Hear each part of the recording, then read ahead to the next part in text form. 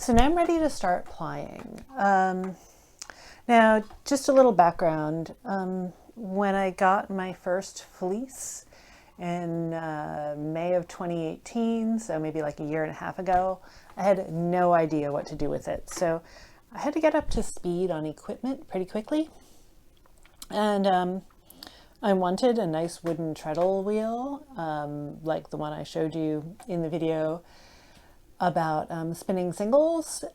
And I didn't realize how expensive they were. They're super expensive.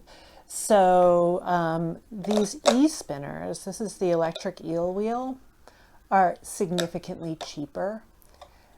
And so that's what I bought. And then I just kind of looked around for a good deal on a treadle wheel, and I ended up getting a treadle wheel. I prefer the treadle wheel for spinning single ply yarn because it's super quiet, and I just find it really relaxing to like do the treadling, and it's easier to like watch TV or listen to music because the noise is a lot less. Now I wouldn't say the electric eel wheel is loud. It's certainly significantly less loud than like a vacuum cleaner or a hairdryer, but it still makes a noise. It has a motor inside and it makes a noise. But I got used to plying on the e-spinner. And the thing about plying on the e-spinner is that you can sit a lot further away from it and ply a larger amount of yarn each time you pull out some yarn. And I really liked that. And when you've got a treadle wheel, you have to sit really close to it because your feet need to be there. Your feet need to be, providing the energy to turn the wheel. So I find that it works out really well for me since I have both of these items to use my wooden treadle wheel to spin the single ply and then to ply the two yarns together using my e-spinner. So that's what I do. I have my bobbins of single ply yarn on my Lazy Kate, and I'm going to find the ends. I'm going to let them twist around each other to start the plying.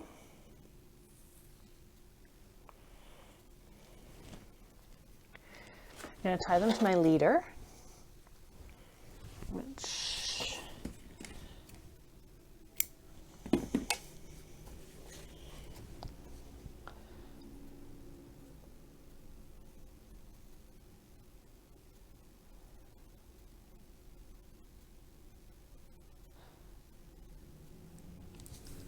and I'm going to start plying.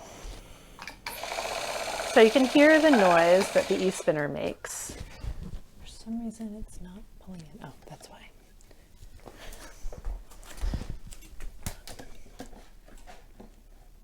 There. Okay.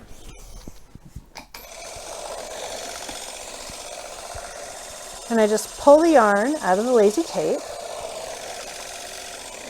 out of the bobbins, hold it for a few seconds, and let it feed into the e-spinner. So you can see that plying goes a lot faster than spinning singles. I'm going to move this over a little bit to fill the whole bobbin.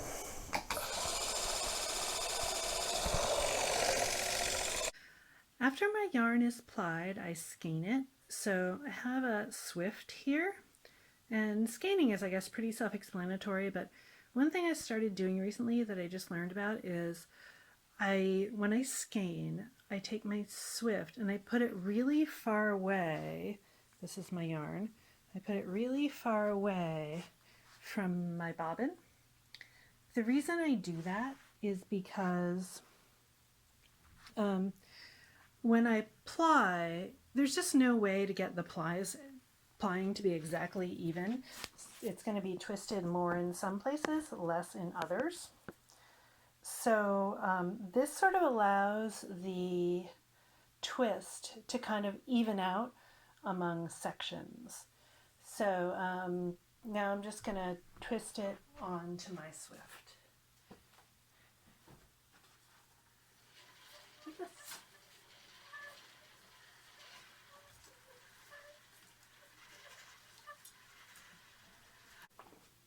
Now here's the skein.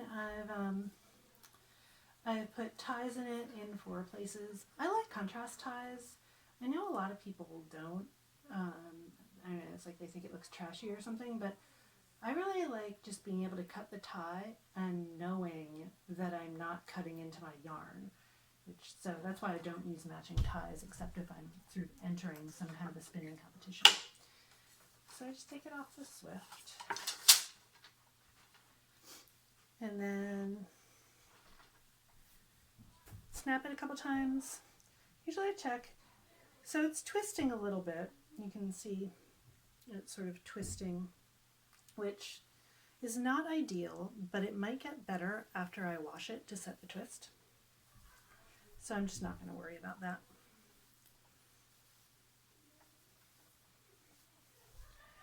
And I'm just going to twist it up. And I'll put it aside with the others until they're ready to be washed.